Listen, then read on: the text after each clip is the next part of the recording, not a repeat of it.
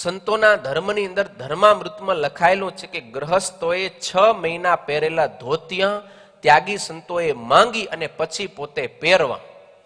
સમજાય? આ અમારા સંતો માટે આવો ધર્મ લખાયેલો છે શાસ્ત્રમાં કે ગ્રસ્ત 6 મહિના ધોતિયા પહેરેલા હોય એ પછી ઉતારે, એ ધોતિયા ત્યાગી સંતો માંગે અને એ પછી પોતે ધારણ કરે. તો હવે આ ધર્મ અત્યારે અમારે કેમ પાડવો તમે કયો? તમે કોઈ પહેરો રે ગ્રસ્ત ધોતિયા? જો તમે પહેરતા હો તો તમે ઉતારો, તો અમને દો, તો અમે ધોતિયા પહેરીને શાસ્ત્રના ધર્મનું પાલન કરીએ. હવે તમે ધોતિયા પહેરતા જ નથી તો અમારે શું કરવાનું, શું પહેરવાનું? તમે પેન્ટ શર્ટ પહેરો એ ઉતારીને ઈ એમ પહેરીએ? તો એવો નિર્ણય સંતોએ લીધો નથી. તો આપણા જે વડીલ સંતોએ છે એ દેશકાળને અનુસારે પછી જે નિર્ણય કર્યો છે એ જ નિર્ણય અત્યારે માન્ય છે.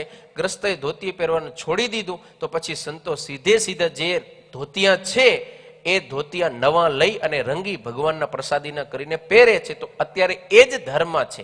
હવે અત્યારે આપણે ઓ નિયમ લાગુ પડીએ તો એ સદાચાર અત્યારે અહીંયા કને આ દેશ, આ કાળ, આ પરિસ્થિતિની અંદર એને ગણાશે નહીં.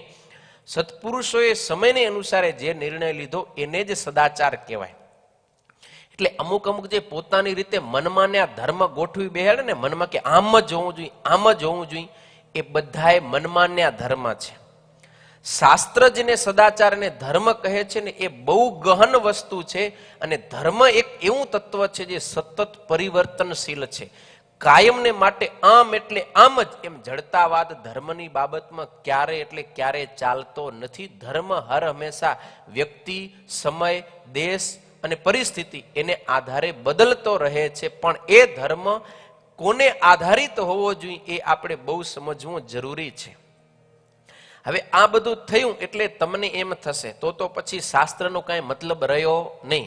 કારણ કે શાસ્ત્રમાં જે 12 વર્ષની કન્યા ઘરમાં બેસાડી રાખે પિતા તો એને બ્રહ્મહત્યા સમાન પાપ લાગે. આ એક વિધાન છે, એને પણ આપણે ના પાડી દીધી. ધોતિયા ગ્રસ્ત પાસેથી માંગીને સાધુએ પહેરવા જોઈએ એ વાતને પણ આપણે ઉડાડી દીધી. તો શાસ્ત્રને આપણે ઉડાડી દીધા ને તો પછી સાધુ કે એમ જ કરવાનું ને સાધુ કે એ જ ધર્મ. તો શાસ્ત્રનો મહત્વ શું રહ્યો? શાસ્ત્રનો મતલબ શું રહ્યો? આમ જો કોઈ કહે તો સતાનંદ સ્વામી કે ભાઈ એવી રીતે નથી. શાસ્ત્રનું અહીંયાને સંપૂર્ણપણે મહત્વ જાળવવામાં જ આવ્યું છે. અને શાસ્ત્રએ કીધેલો ધર્મ એ સદાચાર જ છે. પણ ધર્મનું રહસ્ય છે ને એ સમજવું જોઈએ. ધર્મની સાચી વ્યાખ્યા સતાનંદ સ્વામી આપે છે. શ્રુતિ સ્મૃત્યુદિતેષુ બહુવિધ ધર્મેષુ ક્વચિત દેશ કાલાદિ વૈગુણ્ય શિષ્ટાચારસ્યૈવ ધર્મ વિષય નિર્ણકત્વાદ ઇતિ ભાવઃ. હવે શ્રુતિ એટલે કે વેદની અંદર તો ઘણા બધા ધર્મો બતાવેલા છે, વિવિધ પ્રકારના ધર્મો છે. અને એ બધા ધર્મો દેશ કાલાદિ વૈગુણ્ય, દેશ કાળાદિકનું જ્યારે વિપરીતપણું થાય છે ને ત્યારે પાડવા બહુ અઘરા, કહેતા અશક્ય જેવા હોય છે. તો એ સમયે પછી શિષ્ટાચાર શૈવ, શિષ્ટ પુરુષોએ જેનું આચરણ કરેલું હોય ને એ ધર્મ વિષય નિર્ણકત્વાત, એ જ ધર્મનો અંતિમ નિર્ણય છે, આખરી નિર્ણય છે એમ માની અને એને જ સદાચાર આપણે માનવો જોઈએ.